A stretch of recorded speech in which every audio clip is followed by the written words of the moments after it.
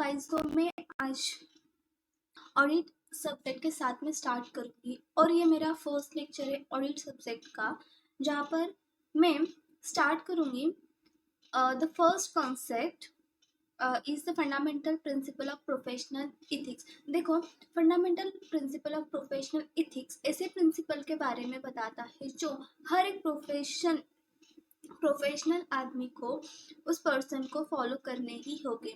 अब मैं स्पेसिफिकली आपको ऑडिट सब्जेक्ट पढ़ा रही हूँ, तो यहाँ पर जो मैं प्रिंसिपल की बात करूँगी वो सारे प्रिंसिपल, टोटल 5 फंडामेंटल प्रिंसिपल्स है, वो हर एक ऑडिटर को, एक अकाउंटेंट को फॉलो करने ही होंगे during his performance of the services and his work. So अब ऐसे कौन कौन से fundamental principle of professional ethics है, तो देखो, फर्स्ट प्रिंसिपल आता है इंटीग्रिटी। अब प्रिंसिपल ऑफ इंटीग्रिटी के अंदर ये प्रिंसिपल बताता है कि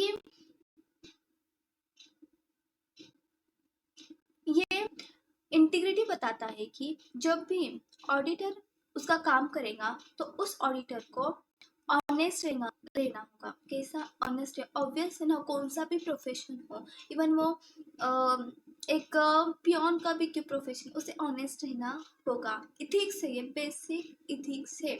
उसे अपने एम को, अपने इंटेंशंस को अच्छा रखना होगा, ऑनेस्ट रखना होगा। ये इंटीग्रिटी प्रिंसिपल यही बताता है उस ऑडिटर को ऑनेस्ट रहना होगा, स्ट्रेट फॉरवर्ड रहना होगा। कैसा रहना होगा? स्ट्रेट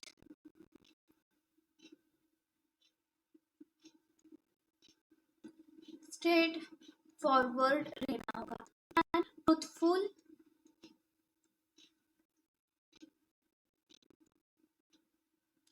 और एक ट्रूथफुलनेस के, सच्चाई के साथ में काम करना होगा। बिकॉज देखो, जब वो ऑनेस्ट रहेगा और स्ट्रेट फॉरवर्ड रहेगा कि हाँ, अगर उसे मिले हुए कोई भी ऑडिट एविडेंस सही है तो उसे सही मानने होंगे, अगर गलत है तो गलत ही मानने होंगे।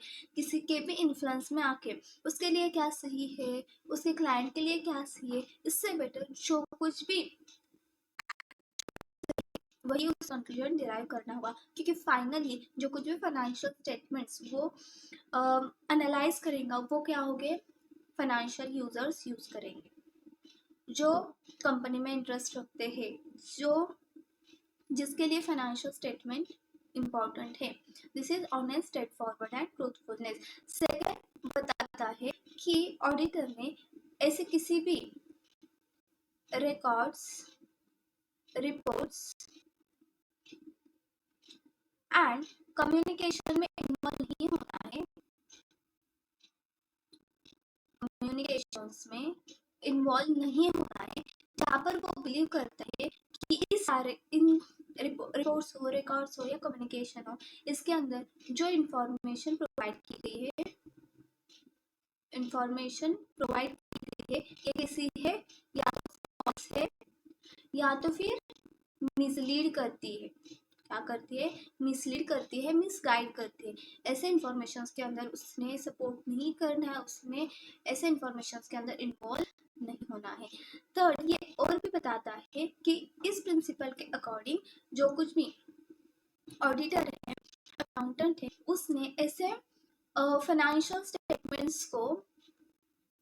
स्टेटमेंट हो या स्टेटमेंट्स हो या इंफॉर्मेशन हो, जो क्या करती है, या तो फिर जो इंफॉर्मेशन इंटेंशनली ओमिट की गई है, या तो फिर किसी को समझ ना आए इसके लिए, उसे समझने के लिए ऑब्स्क्योर की गई है यानी डिफिकल्ट की गई है, या तो फिर कुछ ऐसे इंफॉर्मेशन उसके अंदर क्या की गई है, इंक्लूड की गई है जो अननेसेसरी है, जो मिसलीड है। ऐसे इंफॉर्मेशन को भी सपोर्ट नहीं करना है। अगर वो सही नहीं है तो ओपिनियन देना चाहिए कि this is not correct. This is principle of integrity. ये हुआ फर्स्ट प्रिंसिपल। अब सेकंड प्रिंसिपल बताता है। सेकंड प्रिंसिपल आता है ऑब्जेक्टिविटी। अब इस प्रिंसिपल के अकॉर्डिंग, प्रिंसिपल ऑफ ऑब्जेक्टिविटी, ये प्रिंसिपल बताता है कि जो कुछ भी हमारा ऑडिटर है, अकाउंटेंट है, उसने उसके जो कुछ भी प्रोफेशनल जजमेंट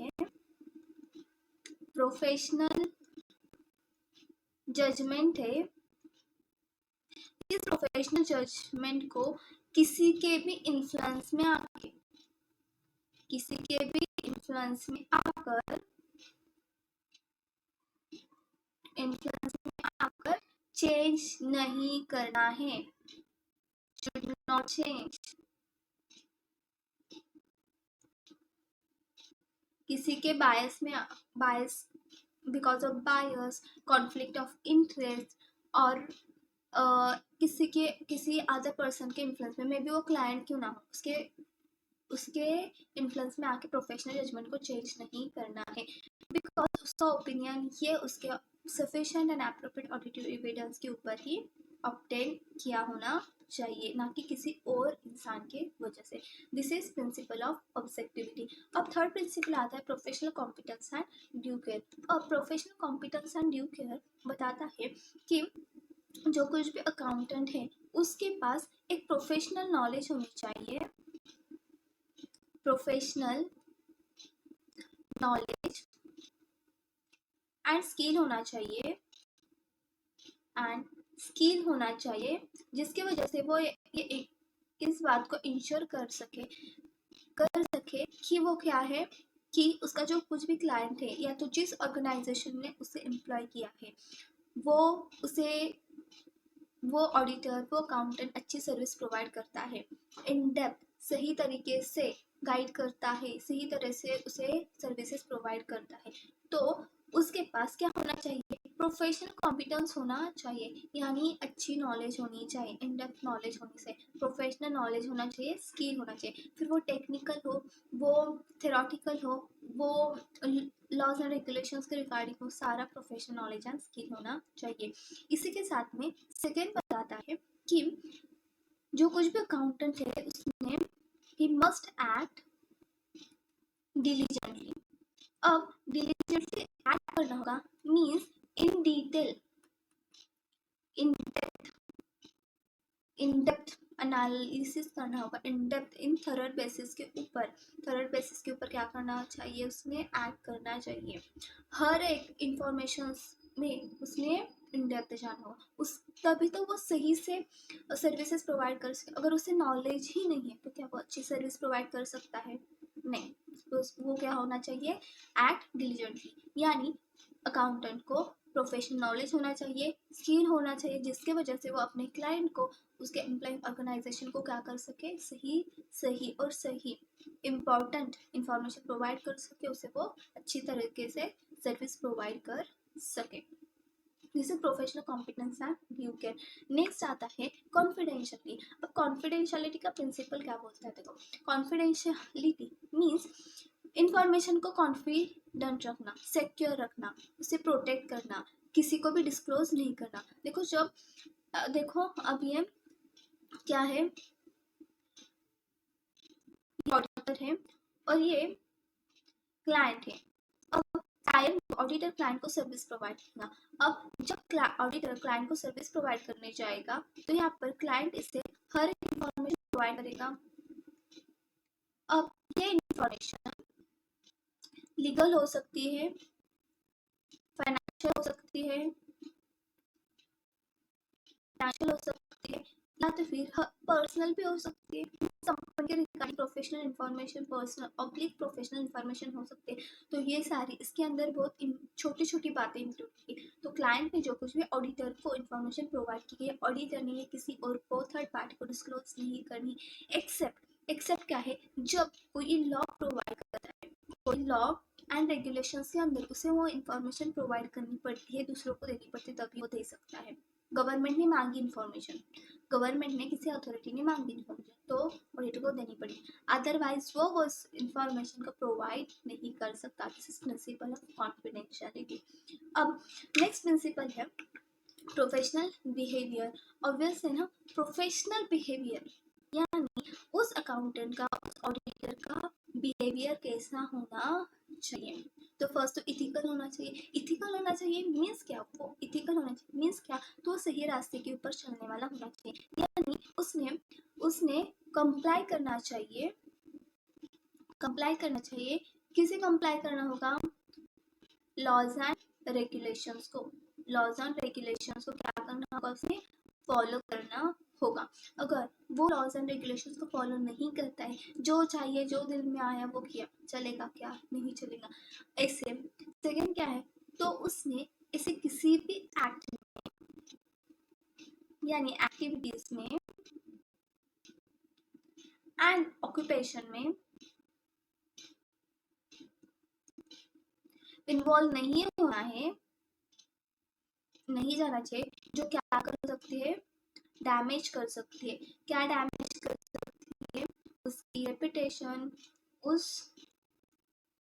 उसके प्रोफेशनल को डैमेज कर सकते हैं, उसके रेपुटेशन को, उस ऑडिटर के रेपुटेशन को, उस अकाउंटेंट के रेपुटेशन को क्या कर सकते हैं, इम्पेयर और डैमेज कर सकती है। ऐसे किसी भी एक्टिविटीज में ऑक्यूपेशंस में इन्वॉल्व नहीं होना है, जो ये बताती है कि ऐसे एक्टिविटीज और ऑक्यूपेशन जो उसके ऑब्जेक्टिविटी के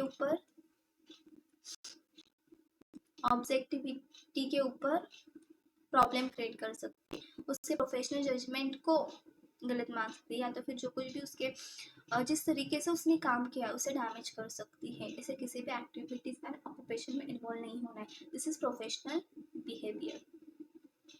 ये था हमारे 5 प्रिंसिपल्स। देखो हमने कौन कौन से प्रिंसिपल देखे प्रिंसिपल ऑफ इथिक्स के अंदर, तो हमने 5 प्रिंसिपल्स देखे। उसमें फर्स्ट प्रिंसिपल था प्रिंसिपल ऑफ इंटीग्रिटी, सेकेंड था प्रिंसिपल ऑफ ऑब्जेक्टिविटी, थर्ड जो था वो था professional competence and due care,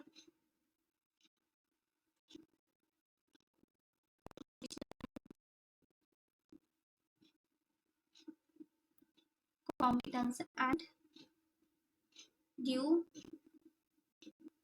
care, और फोर्थ था कॉन्फिडेंशियलिटी,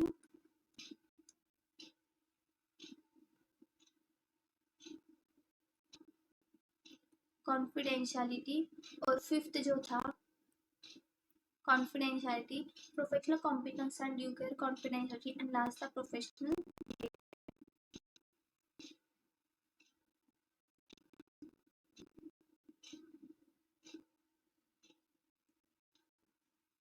बिहेवियर।